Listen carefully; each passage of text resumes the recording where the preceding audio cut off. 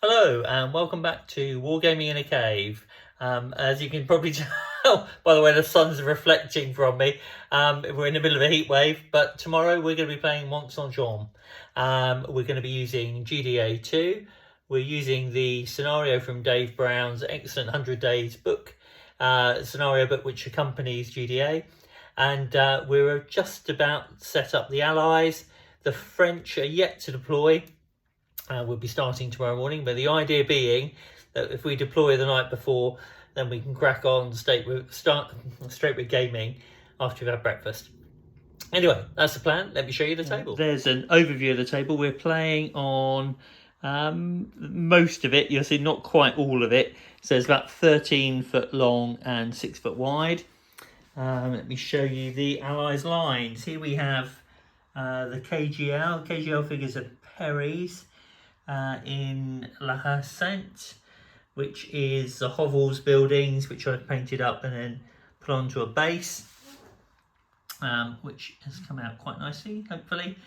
There we go. So, and then we have British infantry. They are more KGL, and got one more battalion to come on when Dave arrives with his troops tomorrow. So I'm just one short at the moment.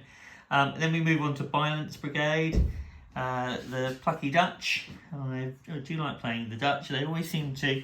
I don't want to curse it. I'll say afterwards tomorrow. They carry on performing for me. They normally do, but I don't want to. Let's not jinx it. These are all my figures. They are the vast majority of my allies are front rank. Then we move on from Violence onto the British. I can't remember whether this is Pack. Or Picton. Anyway, they're Highlanders. Again, front rank figures. Painted up, ready, not hiding. Tactically placed behind the ridge. We have the 95th. Another battalion of British Line. And another. More Highlanders waiting in column to reinforce the line if needed. Another British Foot Battery. Our Brigadier, some more Highlanders. There we go. And over here we've got Nassau. Now these are representing Brunswickers.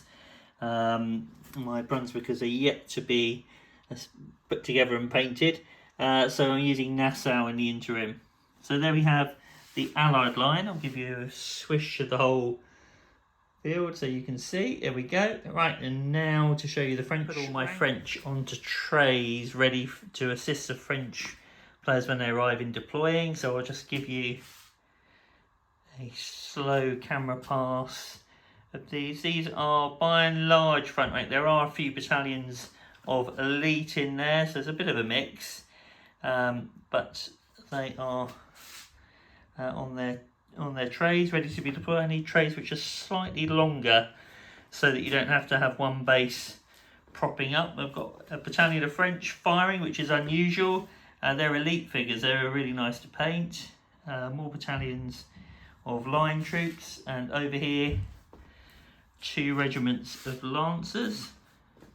And then I'll show you the table from the French perspective. So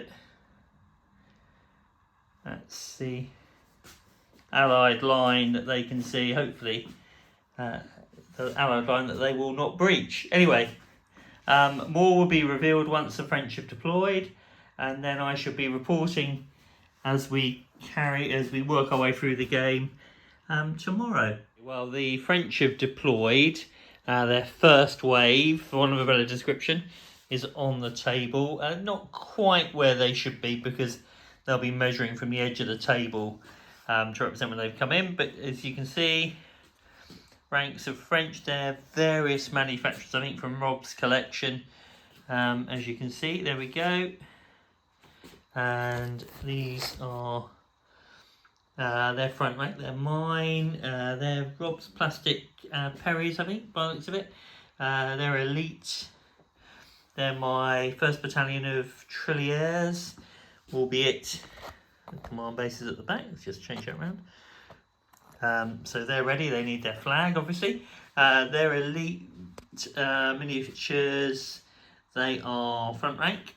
More massed ranks of French over here. As I said, these are just the lead units as Durlon tries to smash his way through and over, not through, over the ridge.